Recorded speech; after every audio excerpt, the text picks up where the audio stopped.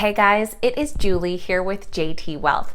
This week, ARK Invest is launching their Space ETF, ARKX. So in today's video, we're going to take a look at what stocks have made this fund's holdings and which ones appear to have been left out. So let's get into it.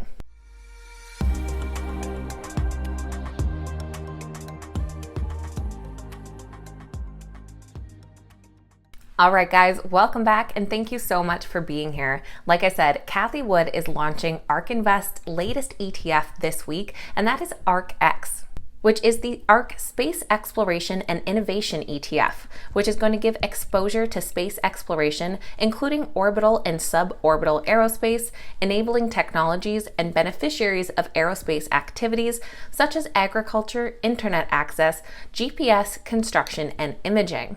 There has been a lot of speculation over the last few weeks since ARK filed for this ETF as to what space-related stocks would be included in it.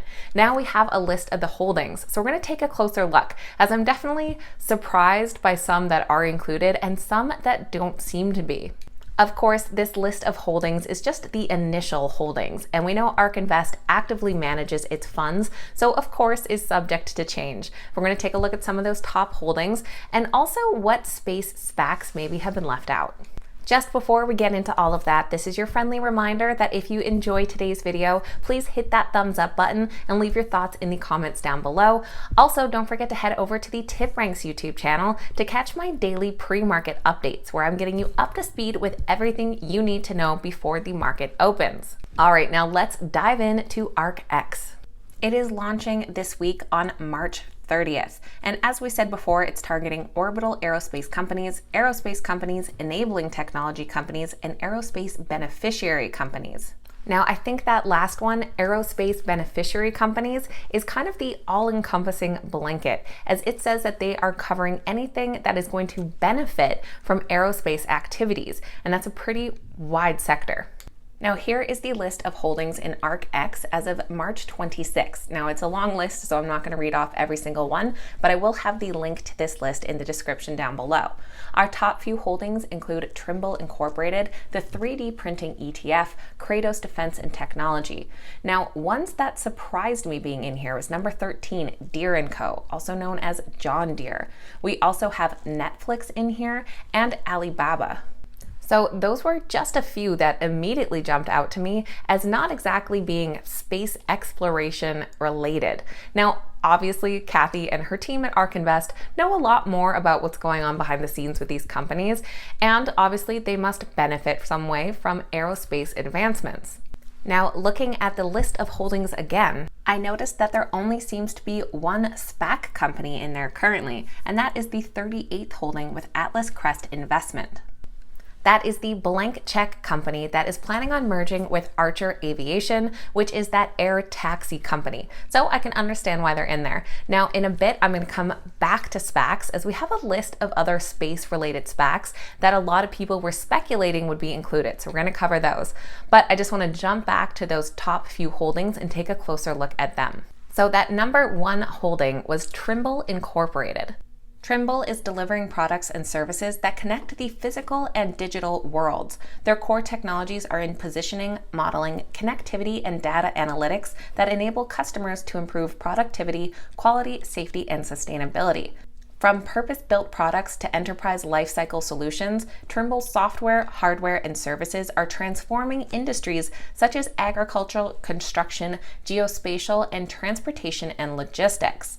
Their solutions are used in over 150 countries around the world. They trade under the ticker TRMB and are currently priced at just shy of $75 per share. Now, they are up 55% from the end of October till now. They do come in as a moderate buy, but with all of that recent growth, there isn't a ton of upside potential left, as analysts come in with an average of 3.5%, although it has been a month since our latest price update. Now, ARKX is not the only ARK ETF that holds Trimble. They also hold the number 2 position in the ARK Autonomous Technology and Robotics ETF, ARKQ. Now, the number 2 position in the ARKX ETF is another ETF, and that is the 3D printing ETF. This is one of ARK Invest's index ETFs that seeks to provide investment results that closely correspond to the performance of the total 3D printing index, which is designed to track the price movements of stocks and companies involved in the 3D printing industry. Their top 10 holdings are shown here, with the top positions going to X1 Company, HP Incorporated, and Straumann Holding. They also have Dassault Systems and Trimble, which are also included in the ARKX. In the number 3 position of ARKX, we have Kratos Defense. Under the ticker KTOS, they're currently just shy of $28 per share.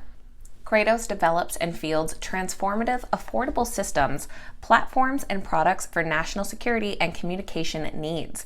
They're focused in areas where tech advances can have a force multiplier effect, such as unmanned systems, satellite communications, warfighter training, and combat systems.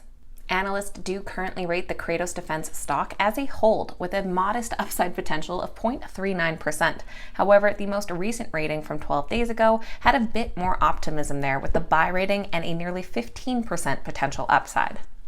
In the 4th position, we have L3Harris Technologies, which is obviously a technology company and defense contractor, so I can see how that fits in. In 5th place, we have JD.com, the Chinese online shopping market.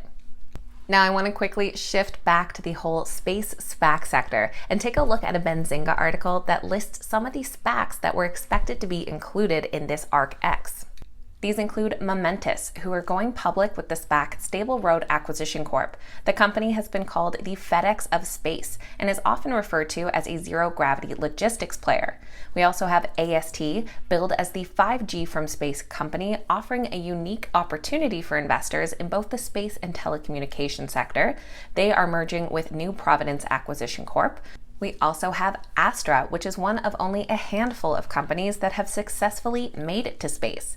They will be merging with Holicity and can mass produce a portable launch system to launch from anywhere in the world within 24 hours. Rocket Lab is another popular one, merging with Vector Acquisition Corp, and they're the second most frequently used U.S. orbital rocket company, trailing only SpaceX. Spire Global is going public with Navsite Holdings. The company has a constellation of over 100 satellites and is seeking to pioneer the space-as-a-service business model.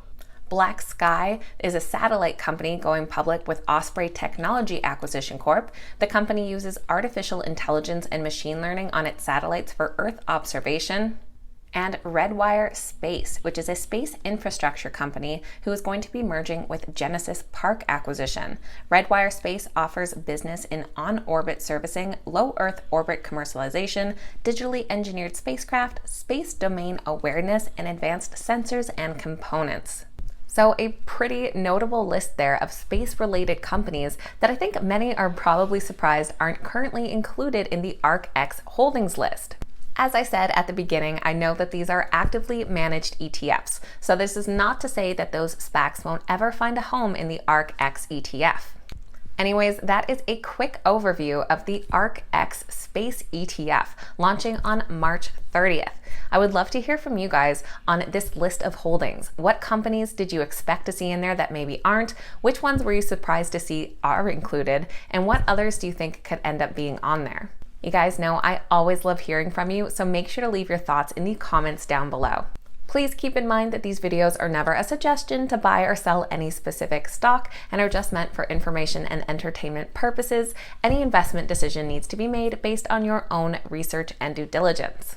If you made it all the way to the end of today's video, make sure you hit that thumbs up button and that you're subscribed to the channel as well. Don't forget to catch me over on the TipRanks YouTube channel for our daily pre-market update as well.